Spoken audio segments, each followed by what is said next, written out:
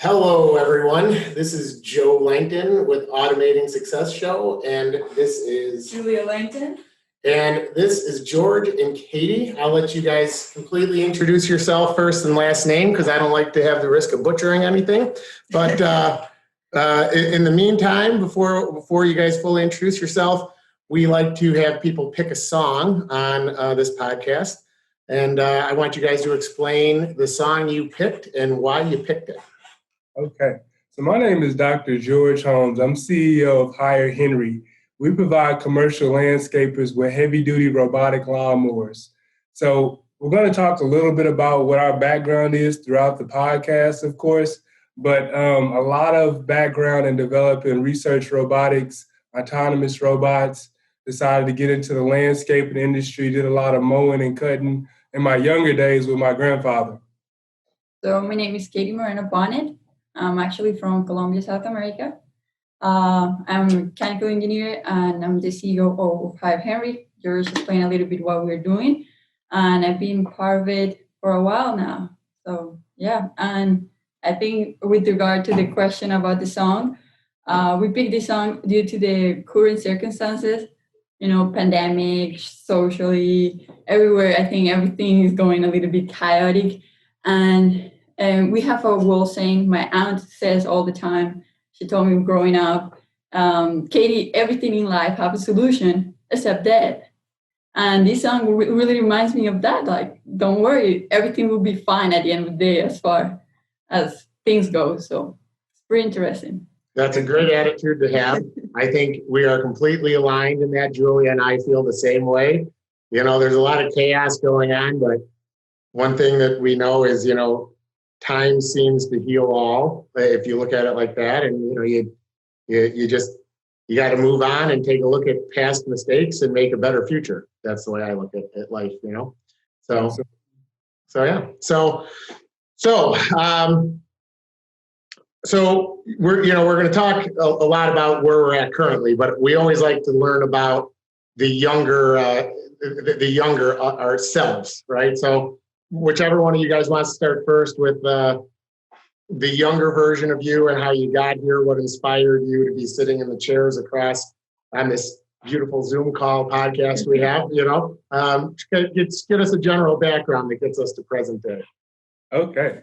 So in high school, I actually went to two high schools, one for academics and a different vocational school where I studied auto mechanics. And really fell in love with working on Honda cars and doing a lot of maintenance and repairs on those. And my goal was to graduate from high school and go to a post-secondary vocational school where I could then become like a master mechanic and work for Honda, repairing their cars. And my grandma said, well, why don't you consider engineering? If you go into engineering, you can design cars. And applied for Missouri S&T, which is in Rolla, Missouri, and got into the mechanical engineering program, and I got my dream job, Joe. I got a job working for Honda up in Columbus, Ohio, where they produce all the Honda CRVs and Honda Accords. And I got in there, I learned a lot, especially about robotics. They use a lot of robotics on the manufacturing line. But came back to Missouri S&T and decided I wanted to get into something different. And I was really enjoying this idea of robotics. So started looking at different research opportunities in research robotics and got an opportunity to do some research and fell in love with the field. And I thought back to my younger days when I used to cut grass with my grandfather and thought about the drudgery involved with cutting the grass and said this could be a perfect application for robotics. Yeah. So, I think my upbringing was different than yours. Actually, I went to high school like all my life in Colombia. In Colombia, we only have 11 years of high school, like all the way to school to end. And I was about to enter my last year, and I got offered a scholarship to play basketball in a high school down in Wichita, Kansas. So I went there and I started playing basketball and stuff. Did the next 2 years there. I finished my high school, I graduated, and it was time to move on. I actually wanted to be in the Air Force, in Colombian Air Force, of course. I wanted to be a pilot. So, I came to the US and I like it. So I was like, well, I cannot be part of the US Air Force since I'm not from here. So I decided to go to college. I got an offer to play basketball again for a JUCO up in Kansas City, and I just started studying aerospace engineering because my dream was to be a pilot. So I was like, close enough. I designed the airplanes at the end of the day. I cannot fly them, but I can design them. So I played 2 years there, and then I found a school down in a little town called Rolla, Missouri, to play basketball. And they can pay me, and they had my major. That was the other complication, finding aerospace engineering. So finally I got here, and it didn't last more than a year after I changed to mechanical engineering, and I met George actually. And he was like part of the move because he showed me what was robotics and all this other cool stuff. I actually did research with him prior to that, and then I was like, yeah, forget about aerospace. I'm going mechanical, which is pretty cool. So here we are, and here I'm sitting down now. I played 4 years of college basketball, and now I'm done with that. So first of all, you two are both very impressive people. First, you said you went to 2 high schools. I've never heard such a thing before, so that's kind of crazy in itself. And then to hear how you ended up in the United States through basketball and the scholarships. I mean, that's like that's a dream in itself for so many people. So I'm quite impressed. So hats off to both of you. So what was it that made you realize, that said, okay, forget the aerospace thing, and I'm going to get into mechanical engineering. Explain how George inspired you to say changing it all, because that's the way I see it from this side. What happened, Yeah, he was little settled about it. I was aerospace, and I applied actually for research. I didn't get accepted into it. So I already met George. We were friends already, and I told him about it. Like I was interested into like research and doing stuff. And by accident that semester, just pure accident, I took a programming class to program stuff. Actually, that was for computer science majors. It wasn't for me. It was a pure mistake. I just pushed through the situation. But I was sure and completely that as soon as I finished the semester, I would have never seen this again. I hated it with a passion. Hated it. So I told George that I was interested in research, that I was looking this and that. And he said, oh, okay. He helped me sending some emails to some professors and stuff. Then one day, I'm not kidding you, he texted me. It was not the best day, to be honest, but he saved the day that day saying, Katie, I have an idea for you. Can you come tomorrow to my office? And I was like, I get it. What he can say. I was going through a lot of personal problems at that moment. And so I went the next day. I was like, I have nothing to lose. It was finals week. I want to phrase that. It was finals week. Yeah, those are rough. Yeah, so it was rough. It wasn't the best moment to meet with him. And he said, Katie, I have this project. He make it sound super simple, super easy. Like, I got this research for you if you're interested. And as soon as I saw it, I was like, this is for a programmer. This is for a person that knows how to code. I am not the best. I'm not suited for this. I cannot do it. And I keep like pushing him like, you need to find somebody better, not me.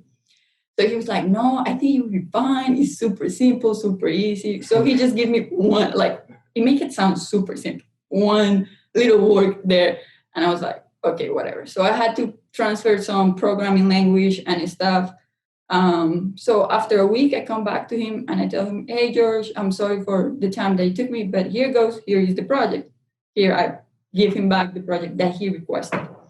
It was all programming, nothing to do with aerospace, nothing to do with nothing that I have learned. More than that, one mistake of class I took. So he was like, whoa, I didn't expect you to finish this. This was the project for the whole summer, for the upcoming summer. I was like, oh, I'm sorry, my bad. I really didn't know that was the case to me. So then he just started giving me more, and I ended up doing quite a lot of research that summer. We actually connected some cameras, high-speed cameras, actually the ones cameras that they use for 2K, like NBA 2K and Mayhem and all of those video games. I programmed those cameras and collect all the data for position data that George later on used into his PhD, right? His thesis. Yep, so I'll just add a little bit to that real quick. I had started my PhD program already, and when Katie told me about some of her interests in research, I talked to my advisor and I said, let's try to carve out a project that can be good and give some good experience here, both for me, from a like high level management type perspective, and like I knew Katie would figure it out, and then she could teach me. So I felt like I could learn two things at once.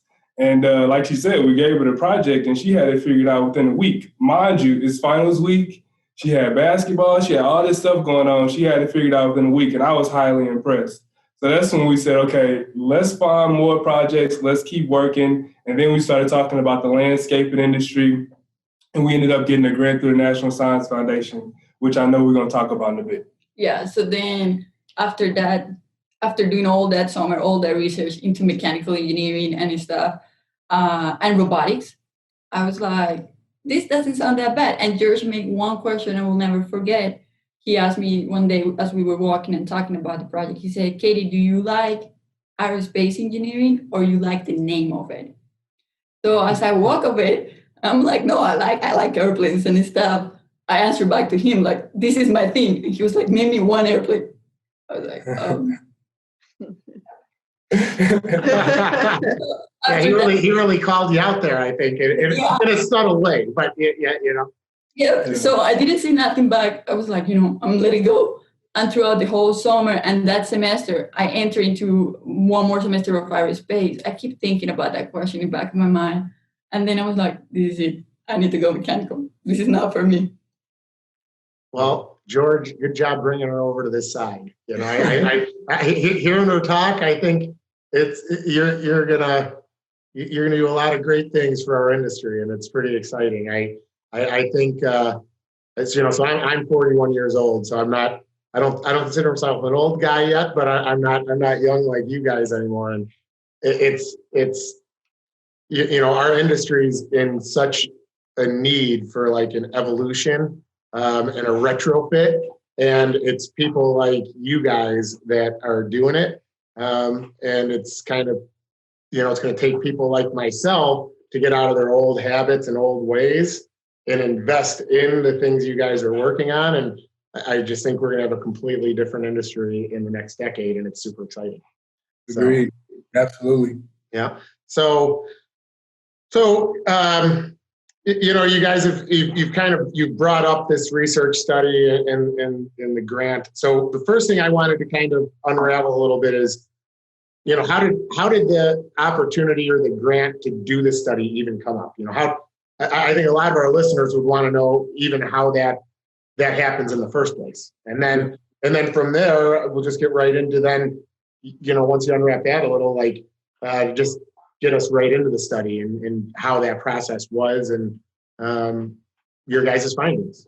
Yeah, sure. So before Katie was even in Raleigh, in fact, I had already started researching landscaping through a program through my university, where they gave me an opportunity to have some small funds to travel around the state of Missouri. Reached out to commercial landscaping companies, reached out to universities, high schools, groundkeepers to figure out how do you maintain properties and what are some of your biggest challenges. Well, once Katie and I met, this was 2018, we saw that the National Science Foundation had a program called I-Core. And with I-Core, you're able to submit a proposal for an industry that you want to study that you believe have a pressing problem. And on the back end, you have to have demonstrated that you have technology that can impact that industry. We're given a lot of the work that had been done prior to developing robotic lawnmowers that we had done within our research lab through my PhD program.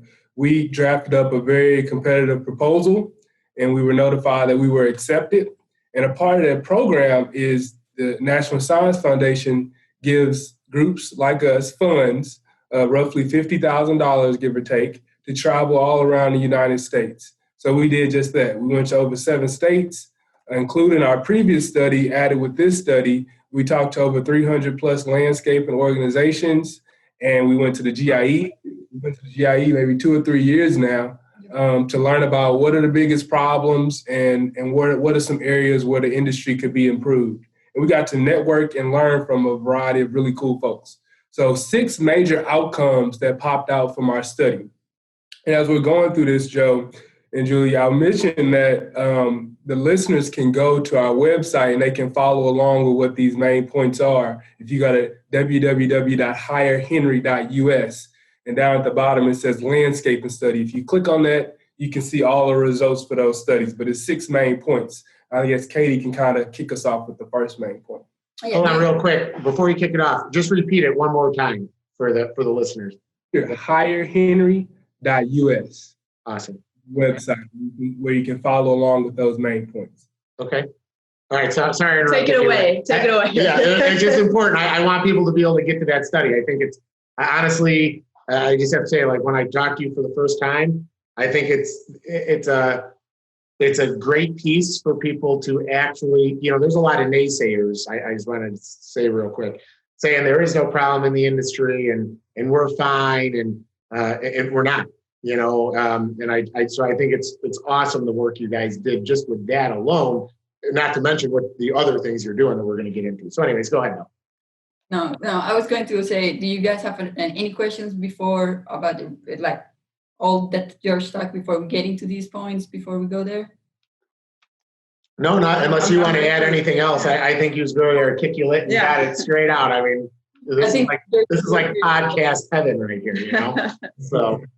Yep. So basically, the first main point, and I want to recall this, was we found out that the unpredictable and unreliable nature of the workforce. Like people show up sometimes and sometimes not. Well, we can go in depth into that more later on. But at the same time, we found out that there is unpredictable solutions to it right now. Like the current solutions are unpredictable too. So already landscaping is unpredictable with the fact that if it rains, you cannot cut. And then you're adding other more unpredictable things into it that is just pretty chaotic. So one of the solutions that is being proposed out there is the H-2B visa program. I don't know if, I know a lot of people are aware of this program. It's basically they bring people to the U.S. from other countries for a season, and then they come back. They go back to their countries after the work is done for that season. But it is so unpredictable for very reasons. First, it's a lottery system. So if you go, before it used to be first come, first serve. Now it is a lottery system that randomly they pick if they give you the amount that you want or if they not. So already that's super unpredictable. So if you invest your money in there, you might get the worker, you might not. So if you are planning to have 10 workers for this season, for this upcoming season, and all of them are H2B, you might get them, you might not. But you're already planning of getting work done with those 10 people that you're planning to have. So it's unpredictable in that nature. It is a lot of politics and regulations around it. Like it depends on who is in charge, what laws they want to come around it. And so it makes it more chaotic as we go on. But not only this program is not only for landscaping, it's primarily given for landscapers, but it also supplements like fishing, like for maids, like for any other industry are also taking advantage of that H2B program. So only 49% out of the total amount of visas that are given are only for landscaping, on 49%. So it's not that many to solve the real problem the landscaping have right now. Yep. So roughly there is given 66,000 visas a year. But they are breakdown into 2 seasons, 33,000 for the first season and then 33,000 for the second season. So in reality, only 33,000 can be acknowledged for landscaping because the season the worker can come to the US April 1st until September 30th, which is perfectly what landscaping season is, especially in states like Missouri, Illinois, and all around this area. But the other half is more for October 1st to March 1st. Unless you're doing more than just mowing and landscaping outdoors and you're doing snowing, then it will be feasible for you that time. But the other one is the one that you want to apply. So it's pretty competitive to get in. It costs a lot of money to get there, roughly just for one worker to bring it here to the US and do all the paperwork by yourself without hiring lawyers, which normally you need. is between $1,500 to $3,000 just for one worker. And normally you don't want to just bring one worker, but more than that. So it can come up to even $10,000 just for one worker to come. And still landscapers are willing to do these to bring people because they cannot find people enough. And I mean, also, another thing that we have found out throughout all these studies that we did is that a lot of landscapers, we said, well, right now, when we start doing it, they were like, well, right now the unemployment rates are so low that we cannot find people. And I was like, yeah, that completely makes sense. Nobody wants to do such a hard work. I don't blame them. And then as COVID hit, and we still talk with landscapers, we still ask them how their season went. They still say, even though unemployment rates went up high, like ever before, we still cannot find the workers. So we find out that a lot of people, our generation, prefer to be under AC conditions, working at a Wendy's. I mean, that is not seasonal in nature, that is not that work that hard in your body. Even if they get paid less at a Wendy's, at a McDonald's, then a landscaper can even pay you double than that. But still, people, our generation, will not take it. Yeah. So I think that brings into the next point that George will touch into. Yeah, I mean, a lot of landscapers that we've talked to, they know that to be a fact, the challenges with the H-2B program, folks that have considered the program or participated in the program, they know the challenges. And NALP and a lot of other folks are doing a lot of hard work to try to fix the challenges with the H-2B program. But, you know, it's 1 million workers in the landscaping industry. If you have 33,000 that are coming in through the H-2B program, that's not going to be enough, right? So when we look, and that's part of what makes what we study so special, we talk to folks in our generation, and we try to sell them on the idea of joining the landscaping industry, especially since we had met so many companies that were looking for workers, said, hey, here's an opportunity. And to Katie's point, some of the challenges that popped out, of course, is dependent on the job position. But the physical demand of the work, the severe heat, we all know what landscaping entails, especially if you're working 10 hours a day out in the sun. So we were surprised by how many folks were like, okay, yeah, I'll take a look at the landscaping industry. It sounds interesting. But once we get into kind of the details of what the work entails, a lot of people struggle at that point. And I don't know, Julie, maybe you can even comment on this, because I know you're studying business, right? Yeah, business management. Business management. Yeah. A lot of the folks that we talk to, they're interested in owning their own business, right? They want to have this feeling of being the boss, if you will. And when they look at a position in landscaping, they don't want to work under someone doing a task that they may deem as unrewarding. So, yeah, I agree with that for sure. I think a lot of people my age, my generation, even going with what Katie was saying, they don't want the hard work. They want the AC. I think everyone in my generation actually is that way. I feel like I'm one of the outliers. Like, I really don't care. I just want money. Like, I would rather have the higher rate, work harder. But even just looking at everyone around me, I mean, business management is everyone I talk to at school, like, or, I mean, I guess, yeah, like we're all going to be in the same classes, but any person I talk to, I never really hear anyone say they're going for any other degree. Like, everyone does want that position of, I want to be in charge. I don't want to take those roles. Like, they don't want to be told what to do. Like you said, those tasks. Yeah, I agree with that for sure. Well, and what we're finding, in a story I always tell, is our stepsons, they work with us, and they're one's a install technician. Because currently we're using the wiring system that you know about, George. And then the other one services the bots that we own. But the thing that we found was, if I would introduce them at a family gathering, or the family says, oh, what are you doing for Joe? They'd be like, I'm mowing grass. This is earlier on. Okay. I mean, you could literally see how deflated they looked. Didn't make a difference what I was paying them. Okay. They were just deflated. And the biggest thing that I found was, when we would go to a family party after we got into the robotics, if if family members, because we got family all around the country, ask them how they're doing there. I'm a robotic lawn mowing technician. It's awesome. They're pulling out apps, showing them stuff. And you know, that's important to say. And I just want to say it. It's not even to say like the younger kids or the younger generation, I'm calling them kids, but the younger generation, they don't want to do the hard work or they want to be in air conditioning. It's not that. They have grown up with technology. So when I bring them to my current landscape situation, or I shouldn't say current, 5 year ago landscape situation, and they see this zero turn lawnmower that needs greased and grass is blowing up in their face and they need hearing protection. And then they realize like, this guy's crazy. He wants me, you know, he made an 8-hour route, but we hit traffic. So he wants me to work 13 hours today. I had a PlayStation party with all my buddies that started at 5. This is BS. I don't want to do it. That's what happens. So if you put technology, which is what they want to leave the job for anyways, to go use technology in their hands at work, they don't feel like they're working. That's an important thing to say. You know, generations 50 years ago's dream job is different than this generation's dream job.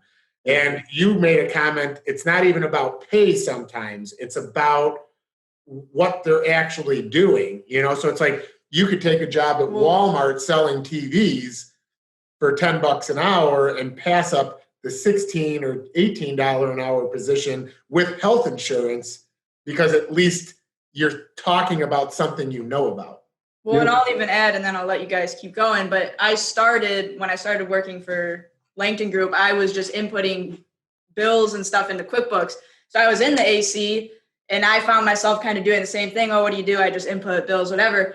Then I started fixing the robots. Oh, what do you do? Oh, I fix robots, but really I'm still in the AC making the same pay, but it's way cooler, like you're saying, to be like, oh, I actually fix technology. I fix robots. So I do agree with that. If you add the word robot to anything you do, it's cool. People are interested. You know what I'm saying? They're like, what? Wait. What do you mean robotic lawnmower? And that makes anybody light up. I mean, both of you laughed when I said it. I mean, it's real. I mean, this is cutting edge stuff we're dealing with right now, you know. So anyways, yeah, back keep to going. you guys. We're done now. People already know our story, you know. But It's a big back and forth because I agree. And I'll challenge landscapers out there. You really want to think about when you give a position to one of your workers, what's the optics look like on their end? Like Joe, you were saying, you know, when they're explaining this at a party, what does it sound like for them? Or is it a position where they're going to want to post it on their Snapchat or their Instagram? This is the generation where the word clout becomes very important. They want to be able to floss, if you will, or kind of show off what they got going on. So, you know, and again, a lot of people have the labor shortage and they're very aware that they have the labor shortage challenge. But the second biggest thing that a lot of landscapers would mention is that I don't have a labor problem, but I want to grow my business. I want to increase my revenue. And we say, okay, well, what does that mean? They say, well, I can sell work all day long, but I don't have the people that are needed to fulfill that work. Well, we said, okay, well, if you don't have the people to fulfill the work, then that really means you have a labor challenge. And a lot of people don't think of it that way. But even if you don't have an immediate labor challenge, if you're trying to grow your business or you're trying to grow revenue and labor is the bottleneck, particularly if it's daily maintenance, then it may center back around how do you alleviate that challenge. We know the landscaping industry is extraordinarily fragmented. The top 50 companies make roughly 15% of the revenue. And an industry like that is wide open for a landscaping company that can leverage technology properly to grow their business. So that's one thing that we're very excited about. That's kind of the third point as we try to summarize this. Sorry. So I just want to add to it is, you know, you can talk about labor shortage, but okay, let's just say labor that is not a problem anymore. And there's another million people now all of a sudden, for some reason, want to get in landscaping. You still have to train those people. In order to be scalable, you still have to train that person to do it the way the company does it, because that's what the customer expects, you know? And people always bring up the fact that, you know, well, yeah, you're a service industry. And I'm like, yeah, it's So, I always have to tell my people, like, we're a customer service industry, because the consumer expects a happy technician. Okay. They expect the same cut every time. They want it to look the same. They want, you know what I'm saying? So you have to be able to duplicate a system, and even using the temporary employee. Okay. If you're lucky enough to get in the lottery, just to, expand on what you said, and get that employee that the acquisition cost is $1,500 to up to $10,000, there's no guarantee that person is going to do it the way you want it done. And that customer might tell you, that person you brought in, get them off my site, or her off my site. See what I mean? With robotics, the consumer gets, that's something they can expect. It's the same thing all the time. So anyways. Absolutely. No, I totally agree. And, as we're having this conversation with landscapers, and they're trying to be consistent across the board and spend a lot of time and energy recruiting folks, we ask them, well, what are the costs associated with having a worker? And they would say, okay, well, I pay them about $13 an hour. Well, that's true, but what are the other hidden costs behind that? How much time do you have your HR manager going out to recruit the folks? How much time do you spend at hiring fairs and going to speak at high schools, and what's the overhead associated with the given employee? Meaning, how much time does it take for a manager to adjust routes if somebody doesn't show up for a given day of work? Or, what's the overhead associated with your zero-turn lawnmower in general? So my point is, a lot of landscapers know their costs extremely well, but there are a lot of landscapers that do not fully understand the complexity and the multi-dimensional nature of their costs, meaning there's a lot behind just how much you're paying your worker per hour. And of course, there's a lot of good workshops and stuff like that take place at GIE to try to understand and flesh out some of those challenges. Yeah, I mean, I've seen those ROI calculators and stuff, and I mean, as a businessman myself, I mean, I always talk about, like, there's two problems in the landscape industry. There's the person that used to work for an entrepreneur that got into landscaping, just a business person that started a landscape company, and they understand their numbers, and then that person doesn't understand that, what that business owner is trying to get them to understand, and they say, I'm going to start my own thing. That's where you start to run into the problems, because that person can run a successful business with 2, 3, 4 trucks, but once they start to try to scale and get larger, the wheels fall off, right? And it's a kind of a cycle. But to go kind of off what you said, even the manufacturers don't quite understand the environmental pressure, which you guys brought up. What happens when you have to reschedule a work day because it rained? Now you have to have people work on Saturday and pay them overtime.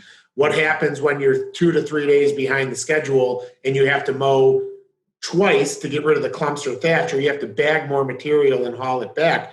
These are the unseen variables that happen, that those ROI calculators don't even take into account. That's facts. So, anyway. I agree. And we didn't know. When we started off researching the industry, we didn't know how complex this is and all the different nuances that arise. So just learn about the work that landscapers do is really impressive, because it is a challenge. And when you think about everything that a landscaper has to do, and we take, for example, one specific task, which is lawn mowing, something that all 4 of us here are very interested in, given that we're working with robotic lawnmowers. We thought about, okay, well, what does that task provide the landscaper? We're spending so much time, we're spending so much energy to get this task done. What value does it bring to the landscaping company? And in general, it doesn't bring a value, unfortunately. It's not a differentiated activity. It's not going to give you a competitive advantage. We know it's repetitive. We know it's hard to get folks that want to do the work. So, I mean, they're doing it in manufacturing already. They're doing it in so many farming, so many different other industries.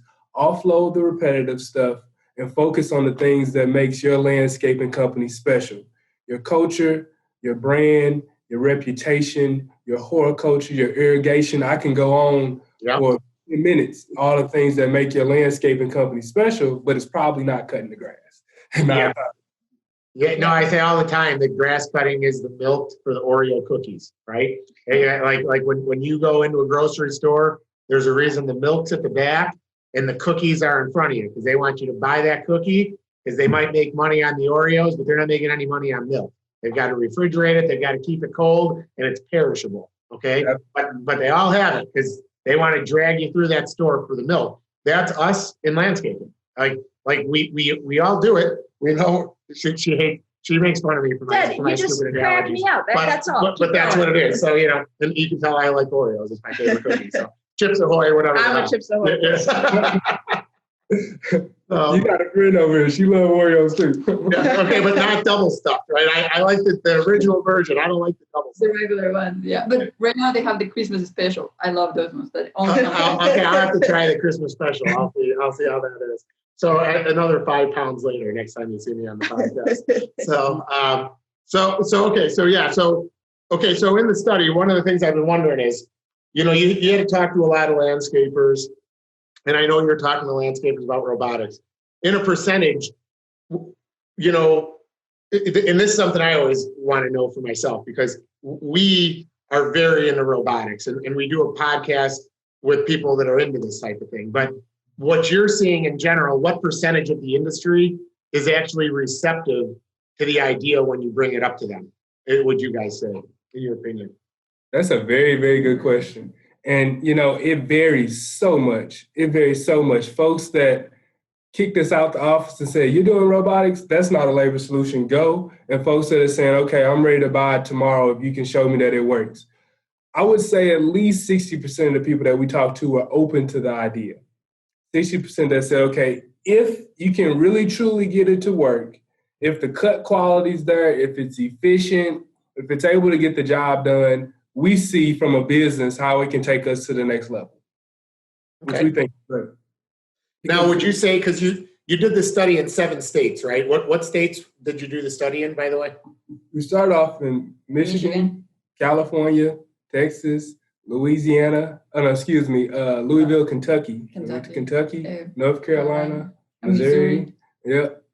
Okay, so what state do you think had the biggest labor problem, or was it consistent? Did it not make a difference what state you were in? The findings were the same. I would say that it was pretty much the same all across the border. It was all of them like labor, and they just call it differently. They will say it in a different ways, but all they will say the same problem. And they say, and the problem they will say, we can get job every day. We can even get people to apply for our jobs. Now, it's not even people not applying. Yeah. People apply all across the border. But once, let's say I talk to 15, I will end up at the end of the season with 1, if that. Yeah. Yeah. And I had to train them. I had to give them gear, all of these other things. But it was the same pretty much across the border. And we met a lot of more landscapers in the EIE from different parts of the country. Mm-hmm. And they will say the same over and over. And they say, I want to grow my business, but I don't want to deal with training. I don't want to deal with finding the people. I don't want to deal with labor costs and all the other things associated with growing my business in that regard. Yeah, one of the things that I think is interesting is never talked about is we, our company's at the size now where we had to identify the acquisition cost to get an employee hired and trained up. And we've identified that's about $3,000 per employee. Okay. And you just said by the time you give them the gear and the training and stuff like that. And what I think is ironic is when I tell somebody they can buy a robot for a few grand, okay, they're like, that's crazy. That's a lot of money. But really, when you think about it, we spend it already just to get an employee trained up. And there's also almost zero loyalty in our industry to stay at a landscape company. So if you can find a landscaper, they'll typically leave for 10 cents an hour to go someplace else. So you'll train somebody up for $3,000 and they leave you anyways, which is something to talk about with automatic mowing also. So then going back to the study though, so in the 7 states, is there any state that's more or less receptive when you're talking to a landscaper? So if the same thing is across the board, they all agree that labor shortage is the same, are there certain states that seem more willing to adapt the automation versus others? Have you seen anything like that, or is it same? Is the answer the same as equal? I don't think there's a particular state that's more interested than others. But I will say is, especially in the early days, we didn't just talk to commercial landscapers. We talked to high school groundskeepers. We talked to university groundskeepers. And universities, a lot of them are very open to the idea of looking at different type of robotics in their space. And, that's a great opportunity for commercial landscapers to step in and say, hey, let me partner with your university and provide these robotic lawnmowers because, no matter who embraces robotic lawnmowers, it is going to require a shift in thinking as to how your business or your department operates. So for landscapers to be able to offer that service, they want the green piece. We all know that. And they want the efficiency piece, especially with everything that's going on with COVID. A lot of university budgets are getting slashed and they have limits on the number of folks that they can hire within different departments. So my point is universities, college campuses, they seem very receptive to the idea. And a lot of college campuses already outsource their mowing. Landscapers out there know that. Yep. So I think we've dissected the findings of your study. So explain how that leads into, if you, hopefully you'll divulge a little bit on this. I want the audience to learn more about Hire Henry. Okay, and the partnership between you two on that. Kind of break that down for us if you could. Yeah, of course. So one of the things that is very, very important, especially going forward, is to recognize that there aren't a lot of options for commercial robotic lawnmowers currently available. And, Joe and I, we've talked about this from a high level, but we can even dig into this a bit now. Husqvarna and a lot of other manufacturers that are making robotic lawnmowers, their extent to which they're designing their products for specifically commercial landscapers is limited.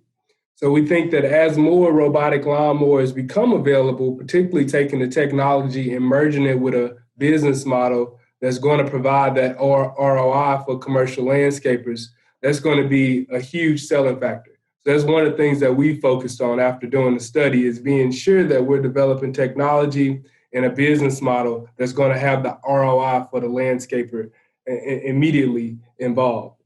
What's your thoughts on that, Joe? Yeah, so I agree. So I think with the current setup, you've got to take, this is what I've been doing. I've been taking what's already there and making it work to gain the market share. But my eyes are constantly open on the latest, greatest solution for the industry. And, I think it's an opportunity for people like us. And when I say us, the people all of us, all the four of us, because we're so early to the game, right? I think it's almost like I feel like it's our duty. One of the reasons we have this podcast is since we are early to the game to, instead of hoard the knowledge, to kind of explain and expose the best and the worst of the technology, but then to realize it's not every piece has to be all inclusive. So there's going to be a robot that works best, in the yards that are an acre and a quarter and under. Okay, there's going to be a robot that works best for municipalities, and you have to just be willing to keep your eyes and mind open to the endless possibilities of the technology, and then I think you'll be able to capture everything the space can offer. That hopefully that doesn't sound like a big, but that's how it made sense. All right, good. I was literally just spitballing there. It was literally flowing out as I thought it, but that's it. Yeah. So there's going to be robotic lawnmowers, to your point, Joe. It's going to work best for some folks, and there's going to be other ones that work best for other folks. The most important thing is keep an open mind, look at the different mowers, and see what works best for different landscaping companies, because there's so many different ways that the technology can be approached. And one of our key takeaways, I think, if you want to walk away with one tidbit to consider from our research findings, is that look at the robotic mowers and consider developing a department or a small unit within your landscaping company that's going to take on the challenge of incorporating technology within the business. And we've met landscapers that have already done this. We think it's very, very impressive. It's a good way of approaching it, but assign at least one person the task of looking at battery technology, of looking at software, of looking at robotic mowers. And maybe that person is a younger person that you see has a lot of potential to one day take over the company or be in a senior management position. But it solves so many different challenges by approaching it that way. You get a 20-year-old that wants the clout piece. So now they're saying, I'm CTO of X, Y, and Z landscaping company. They can go out there and they're advocating for your company, and then you're doing a lot of training and leadership development to get them to the next level. There's different levels of autonomy, when you look at, for example, self-driving cars. So, and I'm going to get into the way that we've decided to approach developing our robotic lawnmowers here after this statement here. But there's different levels of autonomy. And right now we're seeing those levels start to progress, and we're going to see them all continue to get better over time. Our approach has been one single goal, which is to develop a robotic lawnmower that's indistinguishable from a human operator on a zero-turn lawnmower. So that's in terms of the operation. How well does it mow in straight lines? That's the cut quality. We want all of that to be indistinguishable from a human on a zero-turn. The second thing that we really wanted to look at is how are zero-turn lawnmowers already designed? And as us being mechanical engineers, we wanted to break that down to first principles. So why is a zero-turn lawnmower the size that it is, right? Well, a lot of it is because it's carrying around a 200-pound person all day. So if we get the 200-pound person off, then maybe we can make the size a little bit more compact. Maybe we can make it safer, and maybe we can make landscapers more efficient as they're moving their lawnmowers around. And of course, we've seen RC mowers that have already started to move that direction, where they've taken a large zero-turn lawnmower type structure and made it a lot smaller. So we think that there's going to be a lot more of that going forward, and that's one thing that we're excited about and that we're focused on improving. George, can I want to expand on what you said about the size of the mowers. Yep. So this has happened in all of our service industries. It's happened in the snow removal industry, and it's happened in the landscape industry. Okay. And what it is this. As the cost of the equipment gets more expensive, okay, it's more expensive to manufacture and distribute equipment, and the cost of the labor increases. Okay, so like you said, people are on average hiring at $13 an hour. But if we went back 10 or 15, maybe 20 years, it was probably $7 an hour, right? So how do the landscapers compete when the cost per acre of mowing seems like it's been the same? I mean, I started doing this in 2005, and the cost per acre of mowing, it's like pulling teeth to get an extra $5 an acre. And actually, I've been seeing it decrease with all these, national or, big national bids that go out now. And I don't even know if you guys have seen, but like a guy like myself compete in online auctions. So what'll happen is you put in your best price first, and then people just keep low bidding. And then you have to enter it knowing this is my basement. I can't go any cheaper than this. Right? So how do you do it? Well, now instead of doing it with a 48-inch stand-on unit, I need a 72-inch because I need to be able to mow a bigger chunk in one pass. That's why the equipment is so large.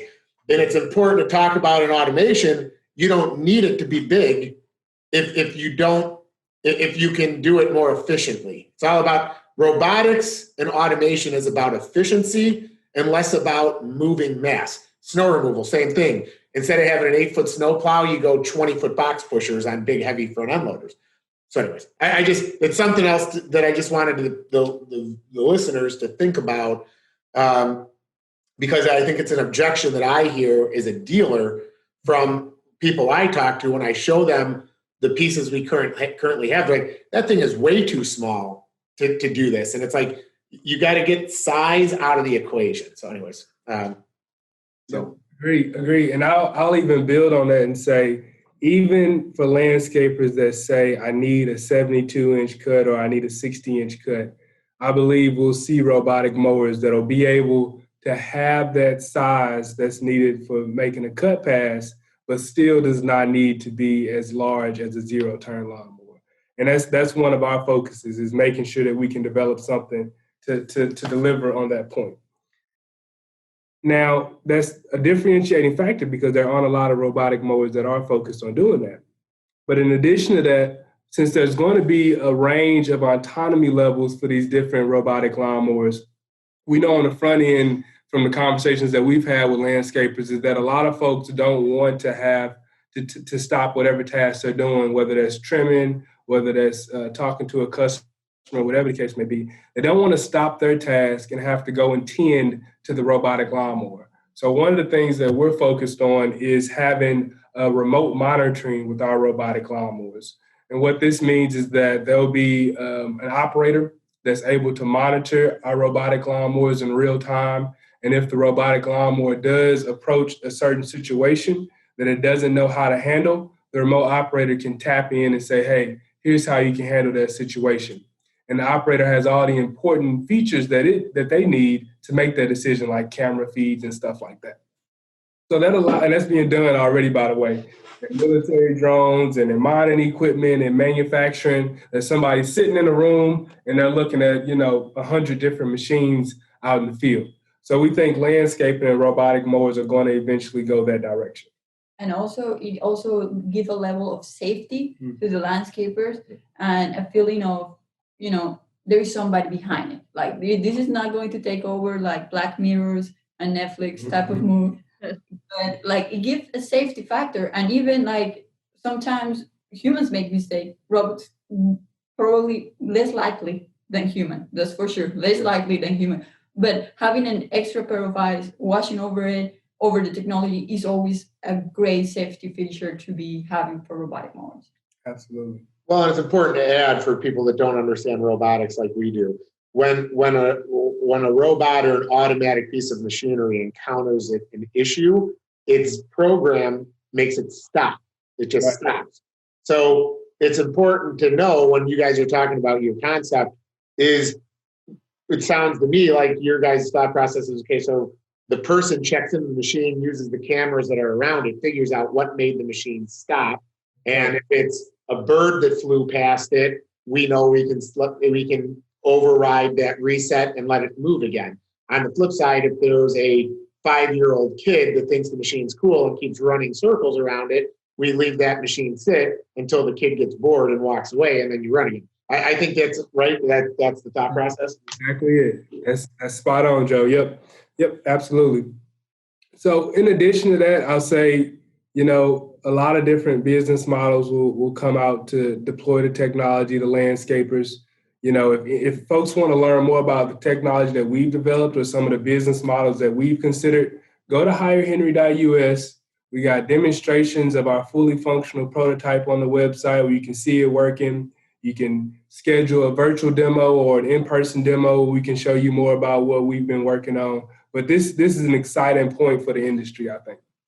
Yeah, I just want to know why I haven't got an in-person demo already. When are you guys coming out to see us in real time? Are we waiting for COVID to finish up? What's happening here? Up in Chicago, right? Yeah, up in Chicago. I'll buy you a nice Chicago pizza like every other person that comes up. We'll have a blast. Yeah, okay. So. We can definitely get that scheduled. We'll make it happen. Absolutely. All right. Especially if it's cold up there in Chicago. Yeah, the might be not coming at the best time of year. We might have to see when we're going to do it, but we've got to make it happen. So I have seen the video. One of the reasons why this relationship started, people listening, and I think it's totally awesome. There's I saw the potential value from several different industries, and we're talking about grass cutting right now. I think from when I saw your video, and I'll keep this broad, some of the things that you can do with the things you guys are looking at, I think it's almost an untapped potential. It starts with the lawn mowing, but you can use it in so many other segments in the outdoor service industry. So I urge anybody to go on and actually take a look at it. So I'm curious, with what you guys do, what are your biggest challenges and what lessons have you learned from all of that, or from any challenges you guys have faced? Good question. Go ahead, I piggyback that. Yeah. Okay. I'll say that a lot of the robotics technology, from us studying robotics, it's not that complicated stuff from a technology perspective. It's not easy, don't get me wrong, but it's not that complicated. Especially we get people when we're testing, they'll stop their car and be like, oh man, that is so cool. That's so neat. Can I take pictures? Which I think is a great selling point for landscapers out there that's looking to grow their business. But, the robotics piece, we can figure that out. And eventually, a ton of folks will figure that piece out. The biggest challenge, Julie, is the business model. Is talking with landscapers, and to your point, Joe, being sure that they understand what job the robotic lawnmower is doing, because it's not doing the job of your typical zero turn. It's doing the job of the zero turn plus a person sitting on top of the zero turn.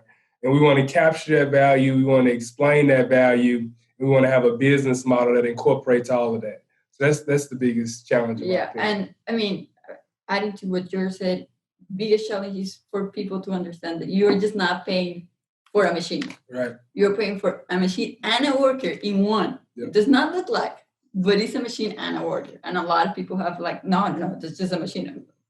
More than that. Yeah. It's more than that. Yeah, the biggest people will have to overcome, I believe, is actually once the contract was adopted, the next group of people are the banks and lenders, right?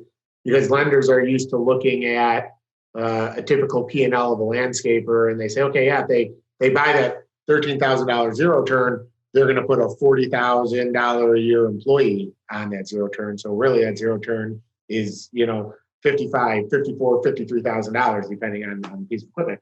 And that's the thing that I always am even telling banks, because that's the level we've gotten into now. Where we're looking at some of these deals where we're talking about 9,000 to 40,000 acres of mowing with robotics right now, and then to get an investor to understand. So there's two things I'm just telling you guys.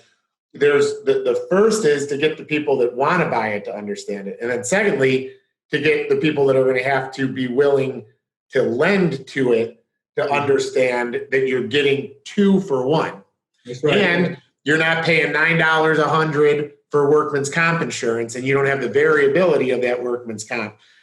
And God forbid something does happen to that employee, okay? That zero turn flips over and they get trapped underneath it. That people ask me how we sleep at night with the amount of robots that we have mowing, and I tell them much easier than if I had an employee out working at night, because at the end of the day, if my robot gets run over or stolen, I just replace it. I don't have to look a family member in the eye when they come to get that person's check or their belongings that were working for my company that got injured. And I just tell you, that's just some plastic and some boards. It's life goes on. It's just move on. And then I also say, from a level of management, when I'm training a younger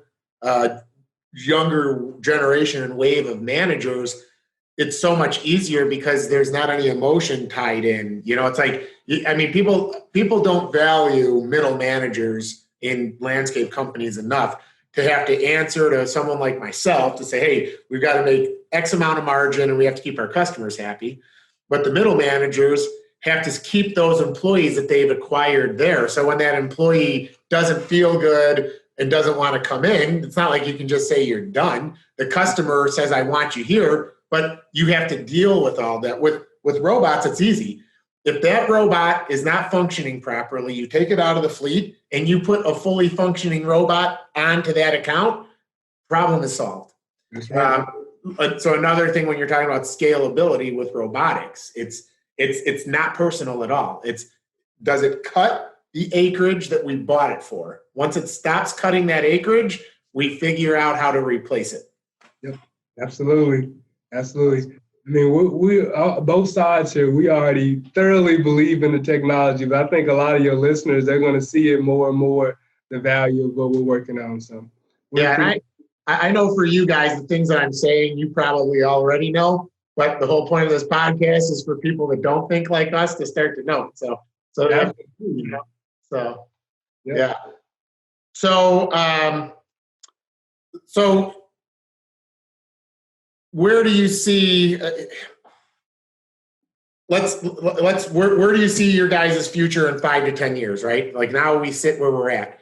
Expand on where you think the future is going to go. We know what you're already working on. You said go to the website and take a look at it, but where do you think?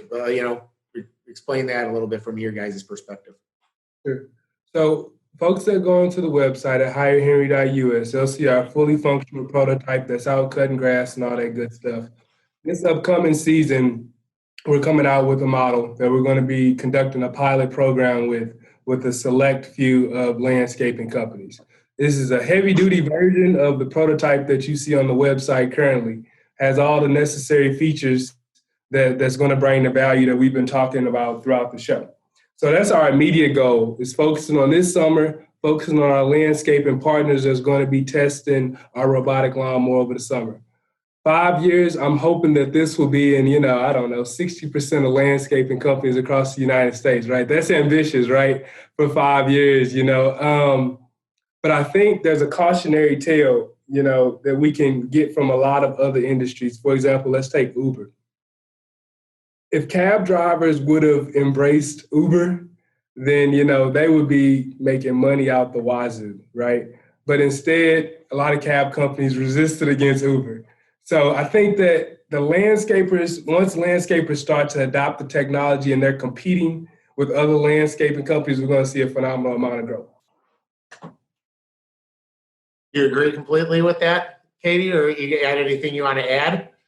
No, I completely agree with that. I mean, I think, like what George said, in 5 years from now, hopefully the technology, I know for sure the technology will be way more advanced than we currently see, battery technology, all these other things. And as a company, I know 60% of the landscaping companies is quite a bit, but that's the goal. And I'm looking more forward to this short-term goal that is our summer. Looking forward for that. So, but no, yeah, I completely agree with George. Okay. So you play basketball. We haven't heard. George, are you an athlete? What do you do in your spare time besides? No. I'm not a big fan of the athletics. I'll read, I'll do programming and technology and stuff like that, but I'm not a big fan of the athletics. I'll leave that to Katie. Yeah, we always like to mess around and ask if people have any health and wellness tips, that collectively as we round out the show, just to kind of bring us down and kind of get us off the business talk and just get a little comical right at the end. Well, I am an avid yogi. I've been practicing yoga for almost 8 years. So. No shit. You're the second person. There's our last guest told me he wants to see me doing yoga the next time we talk, and I don't know, man. I don't know. I keep saying we have to do it, and I think now we truly do. Us, yeah. It's the second person now. I think we have to come do up for the demo. We'll get a yoga session going because you guys both play volleyball, right? Yeah. She's a basketball player. It helps with injuries and stuff like that to prevent that type of stuff. So we'll get a yoga session going. No, absolutely. I want to piggyback on that. Actually, when I met George, he was into this yoga stuff. I saw him walking with his little mat around. And you were a little bit too much.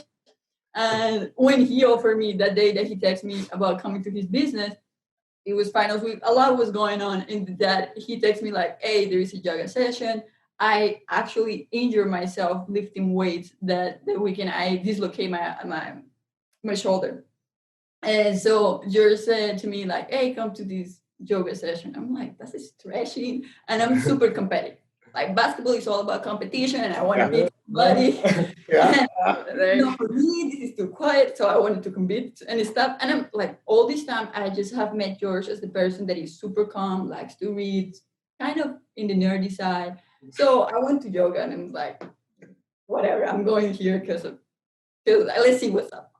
So I went really good. Like it have really helped with my back a lot and stuff. But always my competitive nature, I was always like looking around. I was like, oh, I can bend more than I can bend. See, so it's my competitive nature that keeps me from doing yoga because I'm a big, strong dude, but flexibility, not high on the chart for me. So I would be like, knowing somebody like you's looking around and being like, damn it, she sees I can't bend for shit. Like, that's my problem, That happens to me the first time I saw George. I thought he was not going to be, I don't see him as an athletic person at all, like as I met him at the beginning. So I saw him, I was like, I'm going to beat him. I'm a collegiate athlete. I've been doing this for a couple of years now. I'm going to be more flexible than him. So my flexibility wasn't there. Well, I can't even touch my toes, so I guess I don't know. Yeah, we'll have to get a yoga. We'll get a yoga session going, and then we'll get a 2-on-2 volleyball match going, then a 2-on-2 basketball match. Now that sounds I'm ready. awesome. That would be fun. So here, I'll tell you what. You do those other things with us. I'll do the yoga. So it's a deal. That's a lot for him to do. Yeah, you got to realize I'm stepping out of my comfort zone. So yeah. So, but it sounds like it's a good compromise, right? We're doing basketball for you, which you're going to school us on. Oh, yeah. It'll be embarrassing. Yeah. Okay, but just know I'll throw my weight around under the hoop. So He will. I'm an no equal mercy. opportunity sports player. Just so you know, number one, we'll do yoga, and you'll far exceed all of us. And then volleyball, she'll be in her element, and I'll just exist in all three. But it'll be okay. Oh, So Well, it's a deal. yeah. All right. Well, we got to truly set up the date, and I actually, I'm being honest when I say, like, hopefully I can convince you to let us be one of the people testing your prototype. It's something to be said. How large this industry is, and you mentioned how fragmented it is. That everybody's kind of got their own little pilots going on without people even knowing about it. But the cool thing knowing that is it's such a massive industry. I mean, from everything I see, $75 to $100 billion opportunity. And I think it's awesome to be a part of it, especially when I see the people that are a part of it, because you two are amazing. Yeah, you guys are awesome. Yeah, seriously, like just podcast gold right here. I think it's awesome. I'm totally glad we met. And I hope this is the first of many conversations like this. Absolutely. It's just the beginning, man. Awesome. All right. Well, I think if there's nothing else that you guys want to add, I think we're perfect. Perfect time to sign off. And thank you guys for your time. It was a blast, and I just greatly appreciate it. Let's do it again. Thanks, Joe. Thanks, Julie. Thank you for sure. See you guys. Thanks, guys. Yep. Have a great one.